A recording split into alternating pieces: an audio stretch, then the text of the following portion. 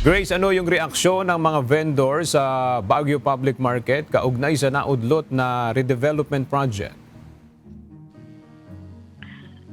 Yes, Aga, magandang tanghali. Ayon nga sa mga vendors, nakaramdam sila ng ginhawa matapos malaman na hindi na itutuloy ng SM Prime ang proyekto.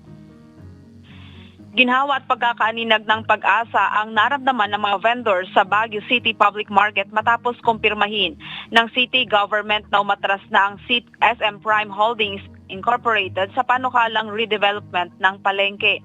Ayon sa ilang vendors, matagal na raw silang nag-aalala sa posibleng epekto ng proyekto, lalo na sa posibleng pagtaas ng upa at kung saan sila ililipat habang ginagawa ang palengke. Siyempre masaya. Masaya kami dahil imagine SM umatras. Pabor naman kami sa redevelopment ng market. Nga lang, wag lang sanang yung mga kapitalista ang magkakaroon ng chance kasi tatabunan nila yung mga maliliit na kagaya namin. Para sa kanila, mas mahalaga na manatiling pampubliko ang palengke at masiguro na hindi mawawalan ng hanap buhay ang mga maliliit na tindero. May ilan naman na nagsabing bukas sila sa pag-aayos ng palengke pero dapat nila ay may malinaw na plano at may usapan mula sa mga vendors bago ituloy ang anumang proyekto. Ang amin pong pakiusap.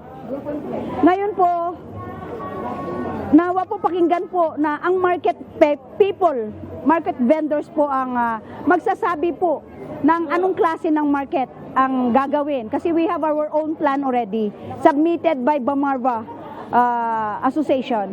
So, Alliance. Yun sana po ang masunod. At tutulong lang po kayo na maging possible ito sa tulong po ninyo, sa supervision po ninyo. Ang pag-atras ng SM Prime ay kinalungkot naman ng lokal na pamahalaan ayon kay Baguio City Mayor Benjamin Magalong. Siyempre, mawawalan ng gana yung mga investors, lalo na meron pa tayong mga ibang PPP. Yun ang implication. Kaya nga, yung sinasabi nilang mag-loan, pinag-usapan ng matindi ng nananaginip yung nagpo-propose mo. Hindi mo pwede na mag-loan ka. Paano yung pa natin, yung STP pa natin, kailangan natin mag-loan yun, napakarumi na. Di ba, malaki nga problema natin sa sanitation. Hindi naman tayo bibigyan ng national government ang funding yan. Kailangan rin pa rin natin mag-loan, counterpart natin. Tapos, paano pa yung mga iba pang mga projects natin na economic enterprise? Kailangan din natin mag-loan. Samantala, sinabi ng pamahalang lungsod ng Baguio na patuloy pa rin na silang naghahanap ng paraan para mapaayos ang palengke kasama ang vendors sa mga pag-uusap. Yan mo ang balita, balik sa'yo, Aga.